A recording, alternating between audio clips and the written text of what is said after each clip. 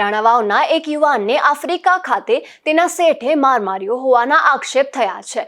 હાલ આ યુવાન પોરબંદરની સરકારી હોસ્પિટલ ખાતે સારવાર લઈ રહ્યો છે। રાણાવાવના મફતિયાપરા બાયપાસ રોડ પર રહેતા સાહમદાર શાહનવાઝ રફીક શાહ નામના યુવાનને સારવાર માટે સરકારી હોસ્પિટલે ખસેડવામાં આવ્યો છે, જ્યાં તેમના પિતાએ મીડિયા સમક્ષ એવું જણાવ્યું હતું કે તેના પુત્રને 1 વર્ષ પહેલા આફ્રિકા એક દુકાનમાં નોકરી માટે મોકલ્યો હતો, જ્યાં 6 માસ બાદ તેમને શેઠે ચોરીનો આક્ષેપ કરી માર માર્યો હતો। ત્યારબાદ તાજેતરમાં પણ તેના પર ચોરીના આક્ષેપ કરી માર માર્યો હતો। આથી યુવાન 4 દિવસ પહેલા વતન આવી ગયો હતો, જ્યાં તેની તબિયત ફરી લથડતા સારવાર માટે સરકારી હોસ્પિટલે ખસેડવામાં આવ્યો છે અને પોલીસે યુવાનના નિવેદનની તજવીજ હાથ ધરી છે। મારું નામ રફીક શાહ લતીફ શાહ સામદાર છે। હું રાણાવાવમાં રહું છું, મફતિયાપરા બાયપાસ મામલતદાર કોટરની પાછળ, બરોબર ને મારું કામ મજૂરી કામ છે, છૂટક મજૂરી કામ કરીને ઘર ચલાવું છું। મારા છોકરાનું નામ શાહનવાઝ શાહમદાર રફીક શાહ છે, બરોબર ને તેને મેં આફ્રિકન કોંગોમાં મોકલેલો હતો। આપણે મનસુરભાઈ સોલંકી હસ્તુ, બરોબર એમના જમાઈને ત્યાં જ કંપની છે, એને ત્યાં મોકલ્યો હતો મેં, બરોબર। એનું નામ રહીમભાઈ ગંગવાણી છે, બરોબર। બીજું ત્યાં છોકરો 6 મહિના સારો રહ્યો, 6 મહિના સુધી મને કોઈ ફરિયાદ રાવ નથી। 6 મહિના પછી 1-2 વાર મારકૂટ કરી લીધી લોકોએ, છોકરાને મારકૂટે ઠાવકી કરે, તેથી પણ પટ્ટેથી માર્યો હતો, તેથી મેં કીધું તો એ લોકો શાંત થઈ ગયા હતા। એ પછી 9-10 મહિના ગયા તો છોકરાને માનસિક ટોર્ચર તો હતો જ, બરોબર। પછી પોતે ત્યાં વયા આવ્યા, રાજકોટ લગ્નમાં આવ્યા હતા, મારા છોકરાને દુકાન સોંપી દીધી એ લોકોએ। દુકાન સોંપ્યા પછી એના ભાઈની દુકાન હતી, એના ભાઈનું જે કંઈ બધું ખોટું સાચું હતું મારા છોકરા ઉપર આક્ષેપ કરી સોંપી દીધું પાછા જઈને એ લોકોએ, ને પછી માર્યો મારા છોકરાને, અને મારા છોકરા ઉપર ખોટા આક્ષેપ કર્યા, મારકૂટ કરી, હાથના ભાગે માર્યો, લોહી બહુ નીકળ્યા, એને ઈજા થઈ, માથાના ભાગે વાસામાં ને પટ્ટા માર્યા હાથ પગમાં ને, બરોબર।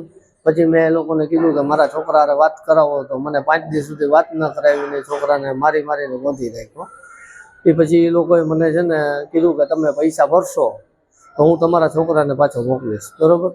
એટલે મેં એમને કીધું કે ભાઈ હું ગરીબ માણસ છું, મારા પૈસા આટલા બધા ક્યાંથી હોય, તમે મારા છોકરાને મને વાત કરાવો, મારા છોકરાનું શું વાક છે શું નથી હું કહી શકું, વાત કરી શકું તો મને ખબર પડે, હું બીજા કોઈકને વાત કરું તો મને કે એ કંઈ ઇમ્પોસિબલ, હું તમને વાત નહીં કરાવી શકું, તમે પહેલાં પૈસા મારા હાથમાં આવશે પછી હું તમારા છોકરાથી વાત કરાવીશ, એમ કરી એમને ધમકી મારીને એ લોકોએ ફોન કાપી નાખ્યો, બરોબર।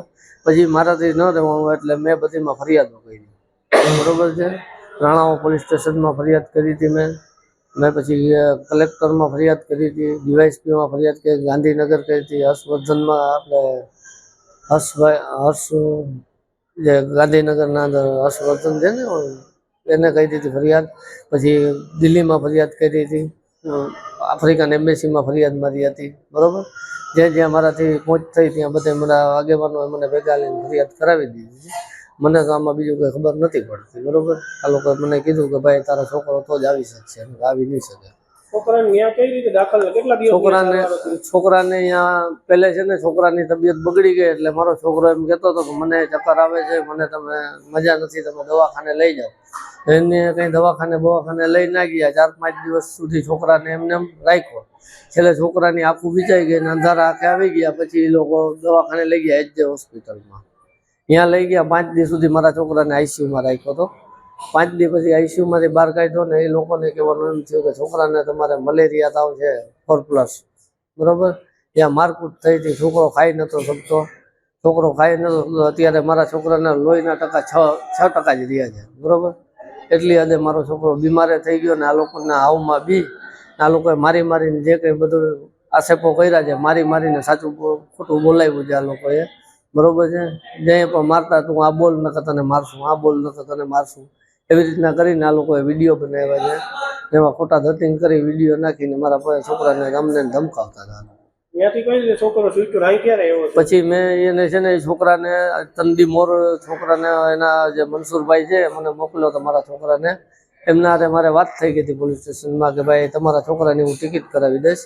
પછી થોડાક સમય 2-3 દી ગયા એટલે મને એની એમ કીધું કે ભાઈ તમારે 60,000 રૂપિયા ભરવો જોશે, નકર તમારો છોકરો હોય ટિકિટ નહીં થાય ને આવી નહીં શકે। મેં કીધું ભાઈ મારી પરિસ્થિતિ એવી નથી કે હું 60,000 ભરી શકું. તો છેલ્લે એ લોકો સમાધાનમાં 40,000 રૂપિયા આવ્યા કે બીજા અમે પૈસા નાખી દેશું તો બોમ્બે તમને છોકરાને બેસાડી દેશું.